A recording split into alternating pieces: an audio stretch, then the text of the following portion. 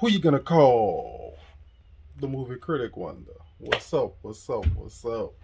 Here we are again. Y'all know what it is. The Halloween Spooktacular, day 14. Um, what else can I say about this besides classic, epic, and legendary Ghostbusters, 1984, directed by Ivan Reitman, and it was written by Aykroyd, and Harold Ramis. Very, very um, long out process of how this script came to be. They fought to get it put out a long time, and it's good to see that they could enjoy the fruits of their labor.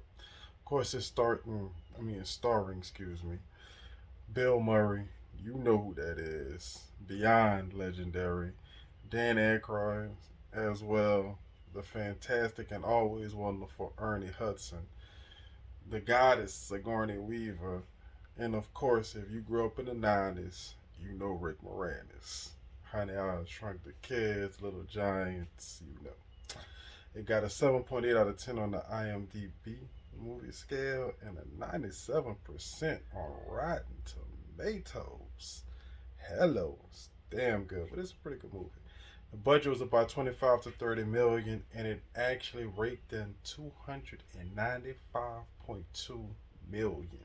So right, folks, it did more than just spin off a sequel. It also spun off a Saturday morning cartoon, all kind of merchandise, book sets, shirts, toys. It was huge back in the 90s. The 80s, excuse me. It was big time Ghostbuster era.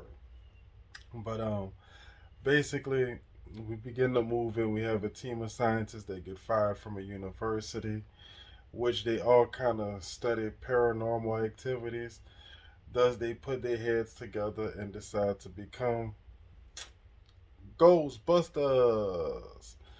And of course, when the movie first starts, you get your first paranormal sighting in the New York library when a ghost scares a librarian.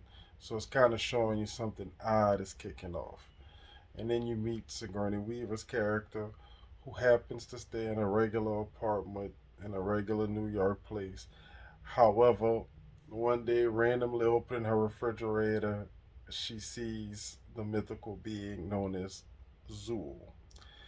Now, Zool is just kind of a throwaway villain because it's really kind of explaining the origin of the Ghostbusters.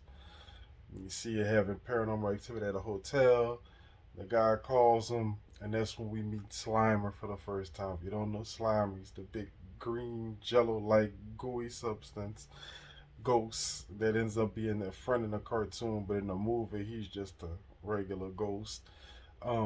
They catch him, and it's so much paranormal activity in the city that they need a fourth to try to handle things, and that's when our character Ernie Hudson comes in. No real paranormal activity, but he needs a job, so guess what? That's what he does. He handles the ghost buster. Now, within this, of course, you got the hijinks of the EPA trying to shut them down because they're like, so where do y'all put the ghost? How do y'all catch the ghost? Where do y'all hide the ghost? Where are the ghosts?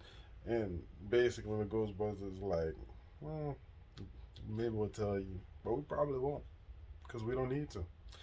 And thus, that's kind of how the story kicks off on that scenario. It's not that many hauntings that go on. And most of them are more funnier than scary. But like I said, it's a good script and it's funny. Even to this day, a lot of the jokes still hold up. So Zool possesses Sigourney Weaver, and she becomes the gatekeeper. The key master. The gatekeeper possesses Rick Moranis, who happens to be her neighbor across the hall. And for the remainder of the movie, they're basically trying to keep them apart. Well, what happens is when they go up to face Zool, he tells them whatever is on your mind is gonna I'm gonna pretty much make it destroy you. Nobody thinks of anything except for my guy Dad Aykroyd, who thinks of the Stay Puft Marshmallow Man.